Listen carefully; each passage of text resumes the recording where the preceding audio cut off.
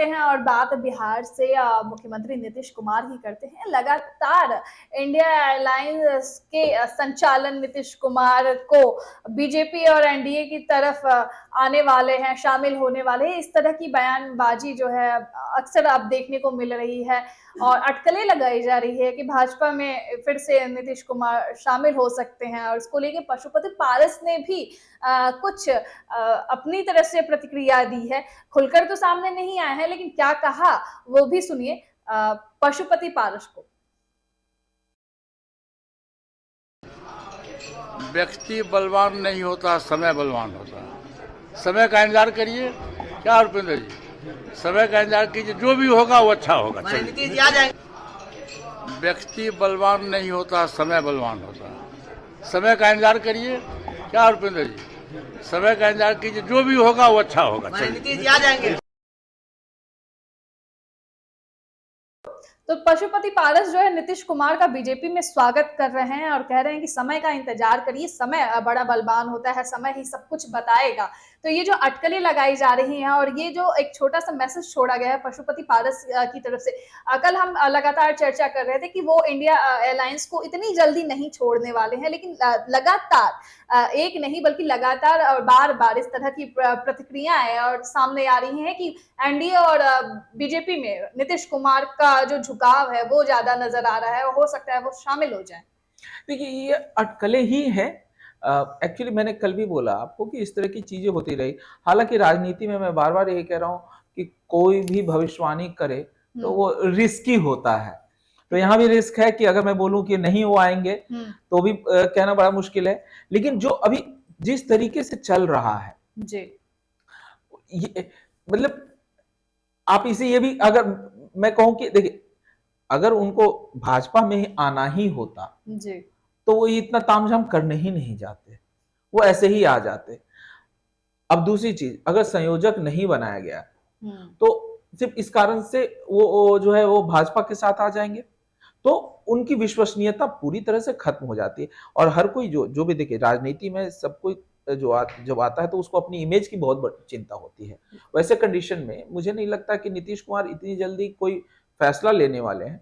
हाँ, कई बार जो है जानबूझ के मतलब अटकलों का बाजार भी गर्म रखा जाता है। बिल्कुल। नीतीश कुमार भी चाहते हैं कि ये देखिए, अटकलों का बाजार गर्म रहे उनको। हाँ, मीडिया तो बात कर ही रही है जी। और मीडिया का अपना एक है जो नैरेटिव सेट करना वो कर ही रही है कि नीतीश कुमार चले जाएंगे। तो इससे दो फायदा, एक जो मैंने जैसा कल बताया था, पहला फायदा यह है कि भारतीय जनता पार्टी के जो वोटर है वोटर उनके अंदर तो विश्वास होगा कि नीतीश कुमार है। नीतीश कुमार के वोटर या जो नीतीश कुमार मतलब आरजेडी के वोटर हैं जो नीतीश कुमार को सपोर्ट करते हैं, मतलब अगर दोनों का अभी तो कोलेशन हो रखा है, तो जब बिहार में चुनाव होगा तो जो आरजेडी के लोग हैं, देखिए नीतीश कुमार के जो वोटर हैं वो तो हैं ही, लेकिन आरजेडी के वोटर उनको वोट देंगे। लेकिन अगर ये पता होगा कि नीतीश कुमार भाग जाएंगे तो वो वोट तो देंगे नहीं। तो ऐसे कंडीशन में जो ये फैलाया जाता है कि मतलब ये तो अविश्वसनीय आदमी, ये तो कभी भी भाग सकते हैं। अगर अभी नहीं भागे, आपको मैं बताऊं, इलेक्शन जिस दिन होगा उस दिन तक कहा जाएगा कि चुनाव जीतने के बाद जो है अपना पार्टी खींच के भाग जाएंगे। तो ये बोला जाता है ताकि लोग उनको वोट ना दें तो वो कमजोर होंगे। एक थियोरी ये होती है। दूसरा ये है कि नीतीश कुमार भी चाहते हैं कि लोग इस तरह के सवाल उनसे पूछते रहें और वो भी इस तरह से कोई ना कोई छोटी छोटी हरकतें करते रहें।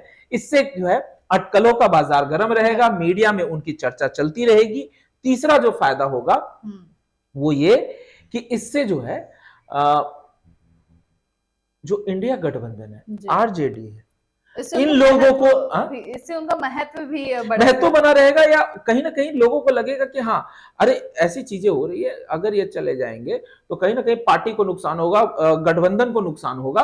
तो भाई इनको जो है, जो कह रहे हैं इनकी बात सुनो या इनकी बात मानो या इनकी डिमांड पूरी करो। तो ये एक जो है संभावना बनती है।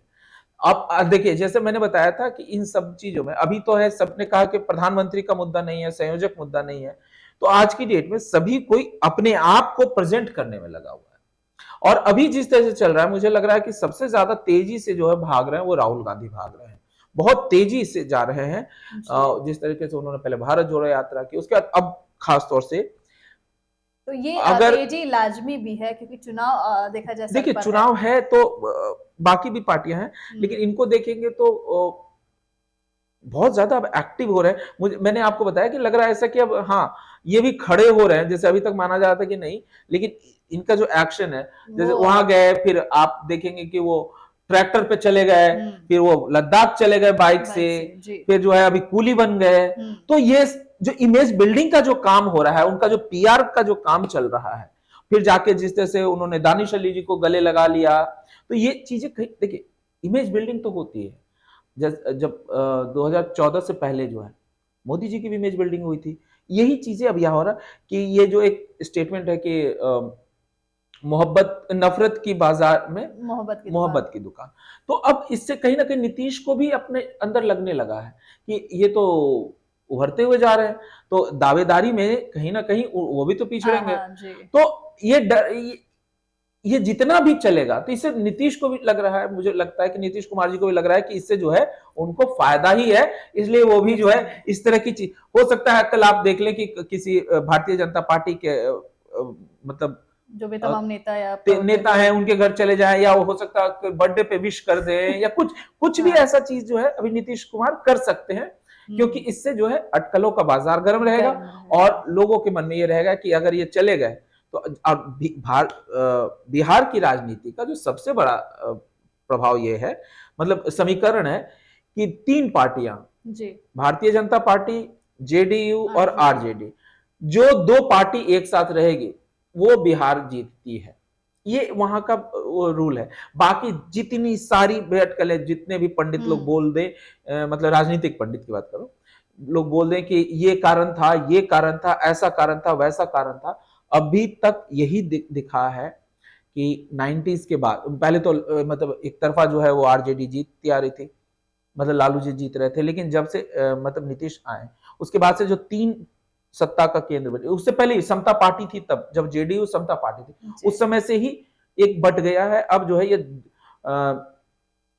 3 पार्टियों में जो 2 होगा एक साथ वो जीतेगा, वही चलता है। तो ऐसे समय में ये है कि भारतीय जनता पार्टी चाहेगी कि वो जेडीयू को साथ में लाए और ये करे, लेकिन नीतीश कुमार जो है अभी वो बैठ के, वो कभी होता है ना कि एड़ा बन के पेड़ा खाना, तो मुझे लगता है वो बैठे हैं, मजा कर रहे हैं कि लोग बोलते रहो, करते रहो, दोनों हाथों में लड्डू वाली स्थिति होती है ना।